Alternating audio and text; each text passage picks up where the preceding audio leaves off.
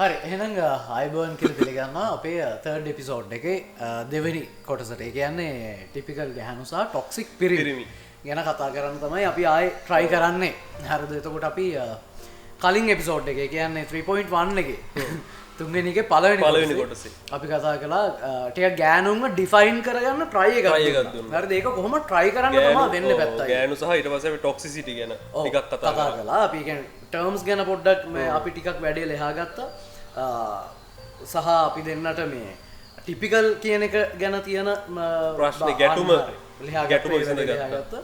කොහොමත් ගෑනු ගැන ඊට වඩා ඒ කියන්නේ ඩෙෆිනිෂන් එකක් විදිහට අර පර්ෆෙක්ට් ඩෙෆිනිෂන් එකක් දෙන්න බෑ ගෑනු සම්බන්ධව. හේතුව ගෑනු කියලා කියන්නේම එහෙන කම්ප්ලිකේටඩ්. ඒ කියන්නේ මාර් කම්ප්ලිකේටඩ් කියන එකටත් වඩා ඒක මොකද්ද මන් දන්නේ. ඒ කියන්නේ කම්ප්ලිකේටඩ් කියන එකටත් අහුවෙන්නේ නැති පරාසය.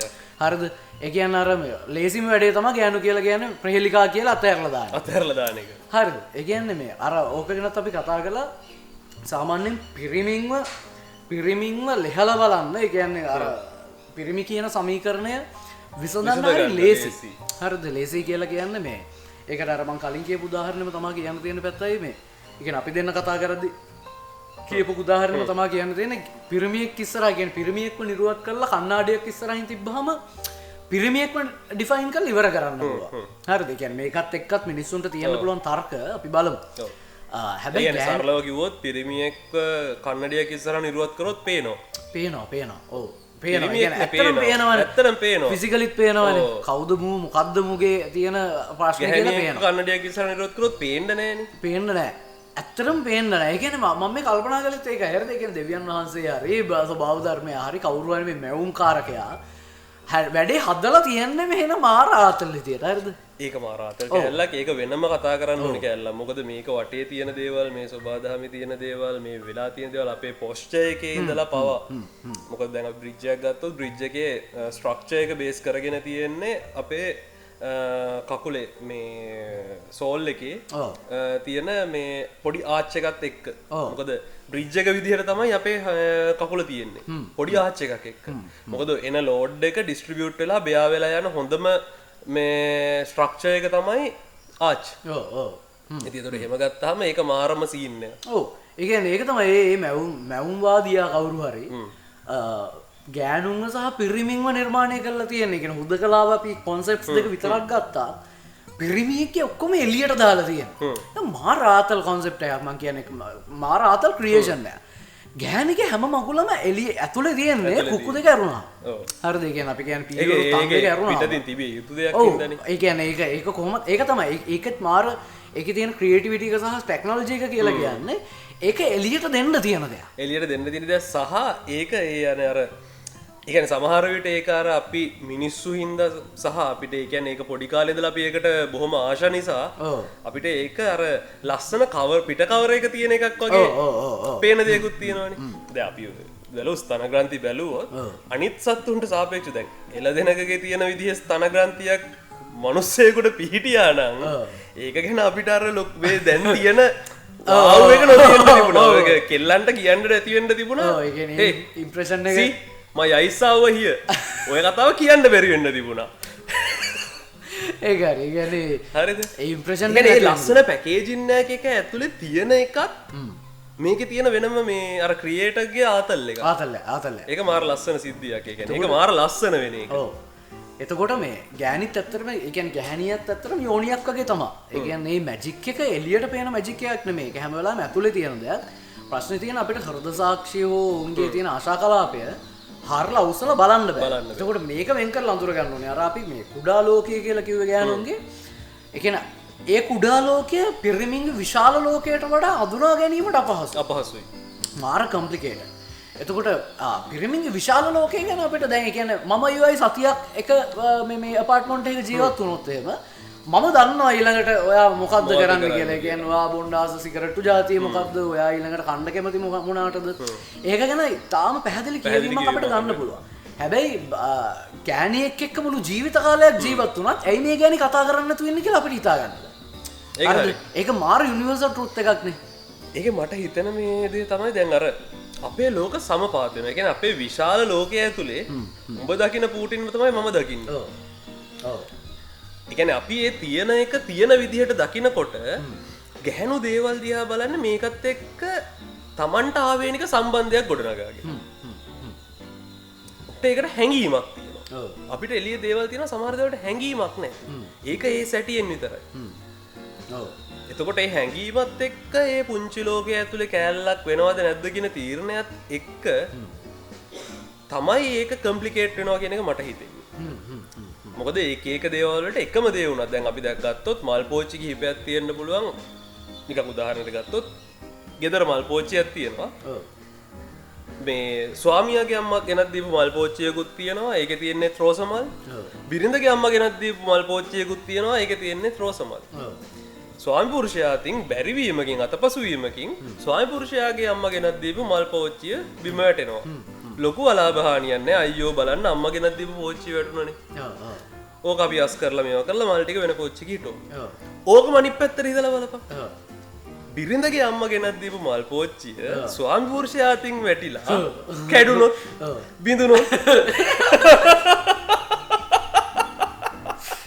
මේවා කියලා සමහර විට මේ බත් නැති වෙන්නත් ඉඩ තියෙනවා නිදා ගන්න තැනක් හොයාගන්න වෙන්නත් ඉඩ තියෙනවා එළිය නිකන් පැදුරක් දාලා හරි ඉතින් ඒ වුණාට මේ අපි යථාර්ථවාදීව කතා කරොත් ගැහණු කියන්නේ හැම වෙලාවෙම තියෙන භෞතික දේවල් වලට පවා හැඟීමක් ඇති කරගන්නවා හැඟීමක් එක්ක බන්ධනයක් ඇති කරගන්නවා ඒතර ඔන්න ඔය කතාවත් එක්ක තමයි ඒගොල්ලන්ගේ ලෝකය මට පේන විදිහට සංකීර්ණ වෙන්නේ අනිවාර්යයෙන් ඒ කියන්නේ කොහොමත් ලොකු දේවල් වලට වඩා පොඩි දේවල් සංකීර්ණයි තමයි මේ කියන්නේ අලියත්තුන්ට වඩා අපිට කූමින්ගේ ලෝකේ මාර සංකීර්ණයිනේ හරිද ඒ කියන්නේ මම කියන්නේ ඒක ෆිලොසොෆි එකක් විදිහට කල්පනා කරන්න ඕනේ වැඩක් ඒ කියන්නේ මම නිකන් කටකාවට ඒ කතන්දර කිව්වේ මේ කියන්නේ ඇත්තටම පොඩි දේවල් දැන් අපිට කියන්නේ අපිට අත කියනවට වඩා අත ඇතුලේ තියෙන මොනවාද ඉලෙක්ට්‍රෝන ප්‍රෝටෝන නියුට්‍රෝන ගත්තොත් එහෙම ඒව පට්ට කම්ප්ලිකේටඩ් නෑ ඕක මෙහෙමයි දැන් ඕක අපි තව විශාලණය කළා විශ්වය කියන තැනට ගියොත් විශ්වයත් හරිම කම්ප්ලිකේටඩ් ඒක තමයි ඒ කියන්නේ ඔතන මම දකින දේ තමයි ඒක අපිට මේ අවබෝධ කරගන්න ඒ කියන්නේ අපි දන්න දේත් එක්ක ඒක සමපාත වීම පිළිබඳ ප්‍රශ්නයක් තමයි එතන තියෙන්නේ මොකද අර ඒකයි මම කිව්වේ ගෑනුන්ගේ ලෝකයේ ඇතුලේ මේ මිනිස්සු කියන්නේ මේ ගෑනු ඒ භෞතික වස්තුන් වලට හැඟීමක් ලබා දෙනවා අපේ ලෝකයේ ඇතුලේ අපි ඒවට විශේෂ හැඟීම් ලබා දෙන්නේ නැහැ අපි දැක්කොත් මල් පෝච්චියක් ඒක මල් පෝච්චියක් ඒක අපේ අම්මද ගෙනත් දුන්නේ වයිෆ් ගේ අම්මද ගෙනත් දුන්නේ උඹලේ අම්මද ගෙනත් දුන්නේ ඒක මල් පෝච්චියක් ඒ මල් පෝච්චියේ මල් වලට වතුර දැම්මොත් මල් පිපුණාම අනේ හරි ලස්සනයි සුවඳයි රෝස මල. ඒ රෝස මල අම්මගේ රෝස මලද, වයිෆ් ගේ අම්මගේ රෝස මලද, උඹලේ අම්මගේ රෝස මලද කියලා කතන්දරයක් නැහැ. ඒ කියන්නේ අපි අර තියෙන දේ තියෙන විදිහට භෞතිකව බාර ගන්න කැමති මිනිස්සු ටික. ගෑනු හැම වෙලාවෙම මැජිකල් වැලියුස් ඇඩ් කරනවා. අනිවාර්යයෙන්ම. ඒ කියන්නේ මොන හරි දෙයකට මැජිකල් වැලියුස් ඇඩ් කරනවා. ඔය ආස්සෙම මේ ඒ කියන්නේ පැත්ත අයට කොහොමද පිරිමින්ව තේරෙන්නේ? ඒ කියන්නේ පිරිමි මොන වගේද? පිරිමින්ව තේරෙන්නේ කියන්නේ එතන කතන්දරේ තියෙන්නේ අර මේ පිරිමි කියලා කියන්නේ කොහොමද අපි ඒක කියන්නේ ඇත්තටම නිකන් අපි දේවල් ඩිෆයින් කරන්න ගියාම අපි දන්න දේවලුත් නිකන් පොඩක් පැටලෙන සීනයක් තියෙනවා නේ මං අහන්නේ කියන්නේ ඩෙෆිනිෂන් එකක් ගන්න නෙමෙයි මම මේ අහන්නේ ඒ කියන්නේ පිරිමින්ව මොන විදිහටද ඔයා කියව ගන්න පොඩක් අපල මේ ටික හදලා ගනින් හරි පිරිමින් කියන දේ දැක්කම මම දකින දේ තමයි අපි ඔය සරල උදාහරණයකින් කිව්වොත් පිරිමි කියන්නේ නිකන් ගබඩා කාමරයක් වගේ. ඔව්. හරිද? මේ ගබඩා කාමරයක අපි කොහොමද දේවල් අසුරන්නේ? පෙට්ටි වලට දාලා ඒ පෙට්ටි විදිහට තමයි මේක ගොඩ ගහලා තියලා තියෙන්නේ. පිරිමින්ගේ ලෝකේ නැත්තම් පිරිමින්ගේ මනස කියන එකත් මේ ගබඩා කාමරය වගේ. ඔයා වාහන ගැන කතා කරනවා නම් ඒ වාහන පෙට්ටිය අරගෙන තියාගෙන ඇරලා මේක ඇතුලේ තියෙන වාහන ගැන අපි කතා කරනවා. වාහන ගැන කතා කරගෙන ටික වෙලාවක් ගිහිල්ලා මේක මුදල් වලට හැරුණොත් මේ වාහන පෙට්ටිය වහලා දාලා පැත්තකින් තියලා මේ මුදල් පෙට්ටිය අරගෙන තමයි පිරිමි කතා කරන්නේ. එතකොට අර අපේ ලෝකයේ ඇතුලේ තියෙන දේවල් අර මම එක කිව්වේ දේවල් පවතිනකොට ඒ පවතින සැටියෙන් තමයි අපි ඒකත් එක්ක කතා කරන්නේ. මොකද එතකොට මේ ලෝකේ තියෙන වාහන තමයි මේ ලෝකේ තියෙන කාර් තමයි ඒ කාර් වල තියෙන පර්ෆෝමන්ස් තමයි උඹත් දන්නේ මාත් දන්නේ. ඒකට අපිට හැඟීමක් නැහැ. ඒකට අපිට වෙනම අමුතු බැඳීමක් නැහැ. හැබැයි ගෑනුන්ගේ කොහොම නෙමෙයි. ගෑනුන්ගේ ගත්තාම මේක අර එකට එකක් කනෙක්ට් වෙච්ච මේ කම්පියුටර් නෙට්වර්ක් එකක් වගේ. මෙන් පටන් ගන්නේ වාහනයක් ගැන කතා කරලා වෙන්න පුළුවන්. ඒ වාහනයක අර රතු පාට කාරෙන් ඔව් අනේ ඒක හරි කැතයි මේ රතු පාට කාර් එක. ඔයා කියන්නේ ඒක මලීෂ පැදගෙනාවට මලීෂක ඩ්‍රස්ස එකත් එක්ක මැච්චෙන්නේ නෑනේ. ඔව් ඒ ඩ්‍රස් ගත්තාම අර මැටීරියල් එක එනම අවුල්ලප්පෝ කියලා වැඩක් නෑ. මම කිව්වා එයාට ගන්න එපා කියලා. ඒ ඩ්‍රස් එකේ එයාගේ තියෙන වී කට් එකට එයාට සෙට් වෙන්නේ නෑනේ නෙක්ලස් එක. පටන් ගත්තේ වාහනෙන් දැන් යන්නේ නෙක්ලස් එක. තව ටිකක් වෙලා යනකොට මේ මලිෂගේ හස්බන්ගේ ප්‍රශ්නයක් ගැන කතා කරන්නේ. අනිත් එක අර හැම වෙලාවෙම මේක තියෙන පොඩි ජෙලසි ටච් එකක් එක්ක දුවන කතන්දරයක්. ෆීලිංග්ස් හැම වෙලේම ෆීලිංග්ස්. අනිත් වැදගත්ම දේ තමයි මිනිස්සුන්ට සමහර වෙලාවට තියෙනවා මම මොකද්ද මේ කරන්න කියලා දන්නේ නැති කෑල්ල. වෙලාවකට ඔහේ වාඩි වෙලා ඉන්නවා නිකන් ඔහේ වාඩි වෙලා ඉන්නවා. ඔය කරන දේකුත් නෑ. දැන් ගොඩක් වෙලාවට ඕක තියෙනවා ෆෝන් එකේ බලපු වීඩියෝ එක මතක නෑ ඒකත් එක්ක සම්බන්ධයක් නෑ ඔහේ බල යනවා. හරිද? අපි වෙලාවකට තියෙනවා නිකන් ඔය කොහේ හරි බලාගෙන ඉන්නවා ඒක දිහා බලාගෙන මොනවා හරි කල්පනා කරනවා. හැබැයි ඒකට එහෙම විශේෂ හැඟීමක් මේ එකක් නෑ. ඒ කියන්නේ මෙහෙමයි. ඒ කියන්නේ මම මේ අහන ප්‍රශ්නේ සහ මට මේ මතක් වෙච්ච කෑල්ලක් මම ඇඩිෂනල් එකතු කරනවා. මොකද මට අමතක වෙයි කියලා හිතෙන හින්දා.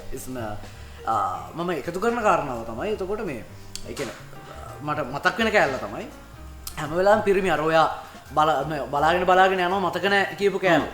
හැම වෙලාවෙම පිරිමි ඇත්තටම සංසිඳෙන්නේ නැහැ නේද? ඒ කියන්නේ මේක දෙතැනකදී වෙනස් වෙනවා. ටිකක් ෆිලොසොෆිකලි සහ සයිකොලොජිකලි වෙනස් වෙනවා.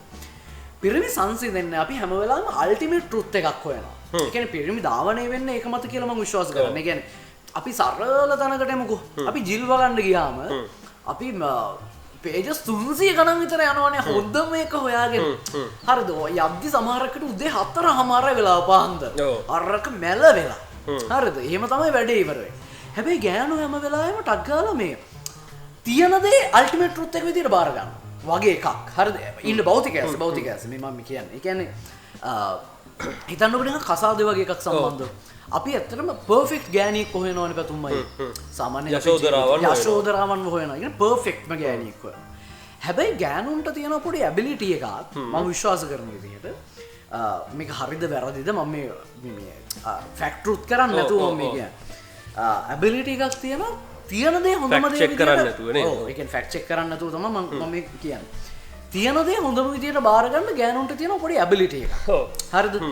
ඇතුළේ වෙන කතන්දරයක් තියෙනවා. ඒ කියන්නේ ආශා පද්ධතිය මම කියන්නේ ආශා වෘත්තය සාමාන්‍යයෙන් ගෑනුන්ගේ පිරිමින්ට වඩා පට්ට විශාලයි.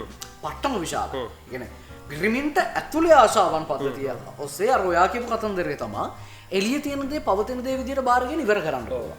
හරිද? ආශාවන් පද්ධතියට සාපේක්ෂව. හැබැයි භෞතිකය ඇතුළේ අපිට ඕක කරන්න බෑ. ඕක හරි. ඕකේ ඔතනදී දැන් ඔය කිව්ව කතාවට ඒ කියන්නේ අර පවතින දේ මතින් ගැහණුන් සන්තෘප්ත වීමට අවස්ථාව තියෙනවා වගේ අදහසක් නෙවා කියන්න උත්සාහ කරන්නේ. ලැබෙන දේ කියන්නේ හම්බෙන දේ කාලා ඉන්නවා වගේ එකක්. එතනදී දැන් ඔයා ඔය කියන්න උත්සාහ කරන්නේ අර මේ පිරිමි ගත්තාම මෙන්න මේ වගේ ගෑණියෙක් මට ඕනි මේ වගේ පෙනුම තියෙන්න ඕනි මේ වගේ හැඟීම් තියෙන්න ඕනි මේ වගේ වෙන්න ඕනි මේවා තමයි යාගේ කැරක්ටරිස්ටික්ස් තියෙන්න ඕනි වගේ අපි මාර අමුතු එකක් හොයාගෙන යනවා වගේ. ඔතන කතන්දරේ තියෙන අර මම මුලදිම කිව්වේ ඒක. හරිද? උඹගේ ලෝකේ උඹ දකින ගැහණියයි මගේ ලෝකේ මේ මරු කියලා දකින ගැහණියයි අපිට සමපාතයි. අපි හොයන්නේ එකම ගෑණියව. අපි පිරිමි කියනෙම හොයන්නේම එකම ගෑණියව. අපි නිකන් අහලා බැලුවොත් උඹ කැමති මොන වගේ ගෑණියෙක්ද කියලා රැන්ඩම් කොල්ලෙක්ගෙන් මේ වගේ වෙන්න ඕනි මේ වගේ පෙනුම තියෙන්න ඕනි. අර පොඩි වෙනස්කම් තියෙන්න පුළුවන්. එක්කෙනෙක් කියන්න පුළුවන් කර්ල් කොණ්ඩයක් තියෙනවනේ. ඒත් එක්කෙනා ස්ට්‍රේට් කොණ්ඩයක් කළු වෙන්න ඕනි සුදු වෙන්න ඕනි. ඔය වගේ ඇරුණාම සාමාන්‍යයෙන් මේ පවතින සමාජය ඇතුලේ ඉන්න පිරිමියා ආසම ගැහණිය ගොඩක් වෙලාවට ඉන්නේ ග්‍රාමීය පෙනුම සහ ගතිගුණ තියෙන නගර බද කෙල්ල හොයන්නේ. පොෂ් වෙන්නත් ඕනි ටිකක්. ඒ කියන්නේ ඒක හරි. හරිද? ඕක ඇවිල්ලා මේ අර අපි හැමෝම හොයන්නේ එක જાතියම ගැහණිය. පොඩි වෙනස්කම් විතරයි. හැබැයි ගෑනුන්ගේ ඔය කතන්දරේ ඔහොම නෙමෙයි තියෙන්නේ. ගෑනුන්ගේ ඒ කියන්නේ ඕකේ සරලම උදාහරණයක් ගත්තොත් ෆිල්ම් ගත්තාම හැම ෆිල්ම් එකේම නිකන් බලමු හින්දි ෆිල්ම් ටිකක් අරගෙන බැලුවොත් හැම ෆිල්ම් එකේම කෙල්ල සීන් එකට එන්ටර් වෙනකොට කොහමද එකපාරට පොඩි මියුසික් එකක් යනවා හුලම් පාරක් එනවා අර කොණ්ඩේ මෙහෙක් වෙලා යනවා හරිද ඊට පස්සේ අර අන්න පොඩි මේවා එකක් තියෙනවා හැබැයි දැන් ওই ෆිල්ම් එකේ මේ නළුවා ඉන්නේ දුෂ්ටයා හෝ දුෂ්ටයා ඉන්න ෆිල්ම් තියෙනවා දුෂ්ටයා චරිතයක් වෙනවා වීරයා චරිත වෙන ෆිල්ම් තියෙනවා හරිද ඔය වගේ පිරිමි චරිත ගත්තාම ඒක ඇතුළේ වීරයා වෙන චරිත. ඒ කියන්නේ ෆිල්ම් එක ඇතුළේ වීරයා වෙන චරිත. ඌ දුෂ්ටයෙක් වෙන්න පුළුවන්. හැබැයි ෆිල්ම් එක ඇතුළේ වීරයා වෙන චරිත පිරිමියුන්ගේ එක තැන්වල තියෙන එක අමුතු විකාශනයන් තියෙන්නේ. එක විදිහට තමයි ඉන්ට්‍රොඩියුස් වෙන්නේ. ඒකට හේතු විදිහට මම දකින්නේ අර මම කලින් කිව්වා වගේම ගැහණුන්ගේ මේ හැමදේම තියෙන අර හැඟීම් සම්බන්ධවනේ. ඔව්.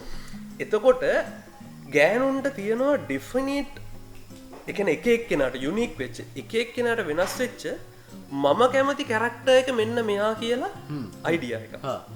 එහෙම ෆීලින් එකක් තියෙනවා. එතකොට උන් හැම වෙලාවෙම හොයන්නේ පිරිමි හොයනවා වගේ යශෝදරාවන් නෙමෙයි. උන් සිද්ධාර්ථ කෙනෙක් හොයන්නේ. ඔව්. උන් සමහරට හොයන්නේ දේවදත්ත කෙනෙක්. ඔව් ඔව්. ඒක එක එක්කෙනාට මාර සාපේක්ෂයි. එතකොට අන්න ඒක හින්දා තමයි ඒක ඔයා දැකපු විදිහ තමයි මට හිතෙන්නේ. ඔයා කියන්නේ ලැබෙන දේ එක්ක ගැහණු සංතෘප්ත වෙනවා කියන එක. ලැබෙන දේ සංතෘප්ත වෙනවා නෙමෙයි. උන් හොයන්නේ අපි හොයනවා වගේ කොමන් එකක් නෙමෙයි. ඔව් ඔව්. උන්ට යුනික් එකක්. එතකොට එක ගැහණියකට සෙට් වෙන පිරිමියා ඒ තියෙන කැරක්ටරිස්ටික්ස් නෙමෙයි අනිත් එක්කෙනාගෙන් අනිත් කෙනා බලාපොරොත්තු වෙන්නේ. මම දකින ගැහණු ඔන්න ඕමයි. මොකද මම ආශ්‍රය කළා මම හම්බෙලා මම කතා බහ කරලා තියෙන ගැහණුත් එක්ක ගත්තාම ජෝකර්ට කැමති ගැහණුත් ඉන්නවා. බැට්මෑන්ට කැමති ගැහණුත් ඉන්නවා. හැබැයි ඒක ඒ හැම වෙලාවෙම ප්‍රොසෙස් එක අස්සේ ඉන්න අර මේ සුපර් හීරෝ වනේද කියන ෆලෝ වෙන්නේ. කියන්නේ සුපර් හීරෝ කියලා කියන්නේ ඒ ප්‍රොසෙස් එක කියලා කියන්නේ යුනික්, පට්ට යුනික්. හරිද? නිකන් අපි මන මේ වගේ කතාවක් ගමු. මන මේ වගේ කතාවල තියෙන මේ ආතල් එක තමයි ඒවල පෙන්නනවා අපේ හෘද සාක්ෂිය කොච්චර මේ වැඩේ අස්සේ ප්ලේ වෙනවද කියලා. ඒ කියන්නේ අපේ ජීවිත අස්සේ ප්ලේ වෙනවද කියලා. දැන් මන මේ වගේ ස්ටෝරි එකක් ගත්තොත් එහෙම මනමේ කුමරිය ගිහිල්ලා අර දැන් ඕක ඇත්තට මනමේ ස්ටෝරි එකටත් වඩා මට ආතල් මනමේ මේ ඩ්‍රාමා එක. හරිද? සරච්චන්ද්‍ර මහත්තයා එදිරිවීර සරච්චන්ද්‍ර මහත්තයා මේ මනමේ ගෙනල්ලා ස්ටේජ් එක උට්ට අතාරින විදිය ලස්සනයි. ඒ කියන්නේ එවිපත සිදුවුනේ නොදැනිමි කාගේ දෝසා කියලා ගෙනල්ලා ඒක මාර ආතල්නේ. ඒක මාර මේ මානුෂීය. හරිද? දැන් මනමේ කුමාරිය මම මේ ඩ්‍රාමා එක ගැන කතා කරා. මනමේ කුමාරිය දැන් මනමේ කුමාරයාත් එක්ක වැදි රජු ඇවිල්ලා යුද්ධෙට එන්ට වුණාට පස්සේ වැඩේට එන්ට වුණාට පස්සේ දැන් දෙන්නත් එක්ක කෙල ගන්න. හරි. කෙලගෙන මේ මනමේ කුමාරයා කඩුවේ අසිපත ඉල්ලුවාම මනමේ කුමාරිය අසිපත අතට අරගෙන කතාවේ තියෙන කෙලින්ම මේ දුන්නාය වැදි රජුට දුන්නාය කියලා. හැබැයි මේ අරකෙදි ඩ්‍රාමා එකේදී පොඩ්ඩක් ගෑණි කොපුවයි කඩුවයි දෙකම එකට අල්ලන සීන් එකක් නේ තියෙන්නේ. ඔව් ඒ කියන්නේ ගෑණි පොඩි පොඩි තින්කින් එකකට යනවා. පොඩි මේ කොච්චර වුණා මේ ඩයල් එකට බැහැලා ගෑන්ග් එක පිටින් බැහැලා මේ අපේ මිනිහට කෙලවල දාන්න තිබ්බා. හරිද? කෙලවල මාවත් අරගෙන ගිහිල්ලා මාගෙන් ආතල්ලෙක් ගන්න තිබ්බා. හැබැයි කොච්චර වුණත් මෝ එහෙම කළේ නෑනේ. හරිද? මම තනියම වැඩේට බැස්සේ. තනියම වැඩේට බැස්සේ. එතකොට මම මේ කඩුව මනමේට දෙන එක හරිද? කියන්නේ තුන්වෙනි පාර්ශවයක සපෝට් එකක් කියන එක සාධාරණද වගේ එකක්. හරිද? කල්පනා කර ඉන්නකොට වැදි රජ්ජුරු පැනලා දරස් ගාලා කඩුව අරගෙන අයින සීන් එකක් තමයි ඩ්‍රාමා එකේ තියෙන්නේ. එතකොට මේ ඕක ඇතුලේ එතකොට ඊට පස්සේ තමයි මේ කතන්දර යන්නේ. ඒ විපත සිදු වුණේ නොදැනිමි කාගේ දෝෂ. විපත සිද්ධ වුණා කාගේද දෝෂය කියලා අපි දන්නේ නැහැ. හරිද? ඒක ඔඩියන්ස් එකට බාර දීලා ඒක විදිහකට සරච්චන්ද්‍ර මහත්තයා කරපු හිතාගන්න. හරිද? ඒක හොඳයි. අර හඳගම අපේ හඳගම මහත්තයා මේ මෑතකදී රාණිය ඇතුළේ එහෙම කරන සෙල්ලම් වලට වඩා. හරිද? ඒක වෙන කතාවක්. ඔව් ඒ කියන්නේ ඔව් ඒවා ඒක වෙනම කතාවක්. ඒක වෙන කතාවක්. හරිද? කොහොම නමුත් එතකොට මේ මං කියන්නේ මේ අනේ අපි මෙහෙම කියනකොට අපි හිතන ඩයල් වෙන්න හදනවා කියලා හිතනවා දන්න මට හැම වෙලාවෙම මේ පොඩි නිකන් එනවා මේ අපි ඒක හැම වෙලාවෙම අපි කියන දෙයක් නේ. අපි කොයි වෙලාවකවත් උත්සාහ කරන්නේ නැහැ මේ කාගේවත් නිර්මාණයක් ਵਿਚාරය කරන්නවත් වැරැද්දක් කියන්නවත් අපි හරි උන් වැරදි කියන්නවත්. ඒක මේක තනිකරම අපේ අදහස තමයි අපි මේ කියන්නේ. අපේ channel description එකේ පවා තියෙන විදිහට අපි අපිට පේන විදිහට අපිට හිතෙන විදිහට අපි දේවල් ගැන සාකච්ඡා කරනවා. එතකොට ඒ සාකච්ඡා කරන දේවල් අතර අපි කොයි වෙලාවකවත් නිගමන වලට එළඹෙන්නෙත් නැහැ. අපි මේක මෙහෙමයි කියලා අපි කට්ටියට ජජ්මන්ටල් වෙන්නෙත් නැහැ. උඹලා මත තෙරපන්නේ නැහැ අපේ මතවාදය. උඹලා ඕන එකක් විශ්වාස කරපල්ලා අපිට ඕනේ උඹලා කතා කරන්න. කතා කරන එක තමයි වැදගත්. ඒක තමයි අපේ ආතන. මොකද මිනිස්සු තනි වෙලා තැන් තැන් වල කුළු ගැන්විලා දේවල් ඔළුව ඇතුලේ හිර කරගෙන ඉන්නවට වඩා මේ වගේ විවෘත අවකාශයක කතා කරන එක බොහොම වැදගත් කියන එක මම හිතනවා. මොකද මේ අපේ ඉස්සරහට මේ පොඩි සැලැස්මක් සහ අදහසක් තියෙනවා. මිනිස්සුන්ට කතා කරන්න පුළුවන් ඉඩක් හදලා දෙන්න.